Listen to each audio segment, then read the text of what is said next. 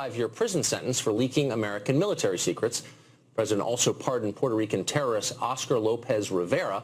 What do these cases have in common other than both offenders hurt the United States? We'll have more on that up ahead. But first, good evening and welcome to Tucker Carlson Tonight. Friday's inauguration looks like it could be a protest event for the ages, with thousands of anti-Donald Trump agitators descending on the city. And why wouldn't they? Advertisements posted in more than 20 cities have been recruiting paid protesters to come here to D.C. and help disrupt the inauguration. The group Demand Protest, which describes itself as, quote, the largest grassroots support organization in the United States, says it will pay professional protesters $50 an hour in addition to a $2,500 monthly retainer to support their efforts. We're joined now by Dom Tullipso, Director of Operations in Los Angeles for Demand Protest. Dom, thanks for joining us tonight. Yeah, no problem, Tucker. So this is a sham. Your company isn't real. Your website is fake. The claims you have made are lies. This is a hoax. Let me start at the beginning, however, with your name, Dom Tullipso, which is not your real name. It's a fake name. Well, we ran you through law enforcement level background checks, and that name does not exist. So let's start out with the truth. Tell me what your real name is. It's Dominic Tullipso. It's per L's are silent.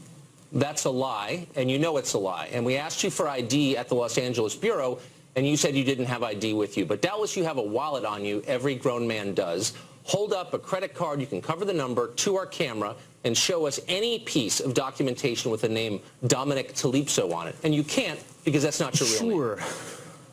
Sure. Absolutely, I'll do that in just a moment. I might just begin with wondering, Tucker, you're not accusing me of being a hoax, are you?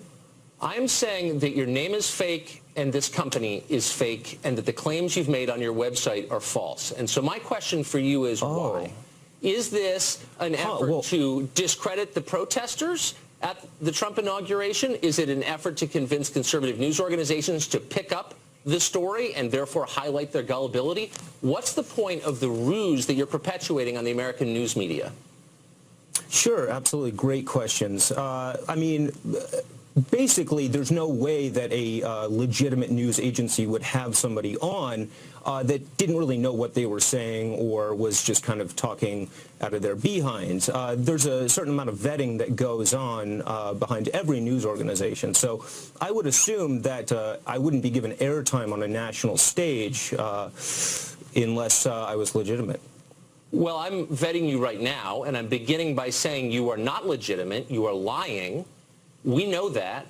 You have fooled other news organizations. You did not fool us. And my question is, why are you doing it? And I guess let me just satisfy our viewers who maybe think, well, maybe we're miscalling this. On your website, you claim that you pay a retainer to 1,817 operatives every month. Now, if that were actually true, that's $54 million a year you're spending just on retainers. It's another $30 million a year if you're paying them for 6 hours a week work. That's demonstrably silly. You're not doing that. No, we're actually doing $80 million a year. So I don't know quite where you got those numbers, but those are definitely obviously dated. I do want to mention the fact. Wait. So hold on. You're not conceding that this is a hoax. You're saying that this is a real company that's engaged in the activities you say it's engaged in. Absolutely. That you're hiring protesters. That you have 1,800 of them already on retainer for $2,500 a month, and that you're affecting American politics by doing this. Yeah, we actually changed our mind, though, about we're no longer actually going after Donald Trump. We're actually going after the protesters at the inauguration. So we kind of changed our minds actually recently, and that was a result mainly of the enormous amount of hate mail that we received. People, making death threats, and they basically just really talked us into changing our position. So what we're doing now is we're actually protesting the protesters. Okay, but that didn't happen because you don't have a physical address, because you don't have a real office. Your website was just put up. Your Facebook page, same thing. You haven't been receiving hate mail because you don't exist. Okay, so if you do exist, why don't you give me some evidence that you're real, beginning with your actual name, which is not Dominic Tullipso. And by the way, your business partner doesn't exist either. So let's just be straight here. Let's just be real. Yeah. What is the real story here? Why are you doing this? What point are you trying to make? Yeah. the main point basically is that we are greatly supportive of national treasures such as Julian Assange, Edward Snowden, Peyton Manning, right. And we really support their efforts to really get the truth out there. And in the case of the current client that we have right now, that client is very interested in releasing the Roswell papers. No, really? So you're pretty supportive of Peyton Manning, are you? Extremely, yeah. Yeah, you're not going to, I mean, obviously, this is performance art. I will say you're pretty good at it. When you convince papers like the Washington Times, which ran this pretty straight, to run your lies, to run this hoax, which I will concede is kind of amusing, what was the point of that? I mean, beyond just amusing yourself. Are you trying to make a political statement?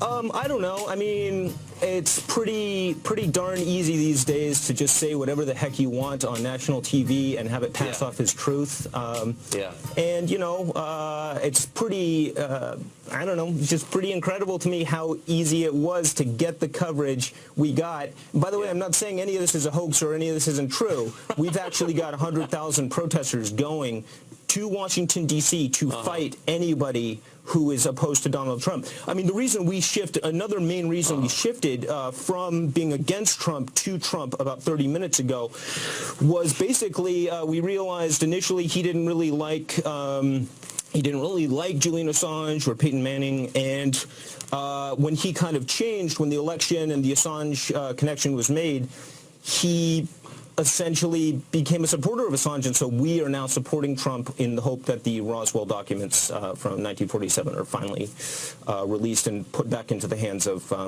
Fisher Stevens. The critical Roswell documents. All right, well, give my best to Peyton Manning and also to Mrs. Tullipso, if you would. Thanks a lot for joining us, Dom. Whoever you are. I can't believe. Wait, last question. I'm sorry. Did you think that we were going to fall for? I mean, be honest. Did you think you were going to come on and we were going to? I'm just surprised. You put me on.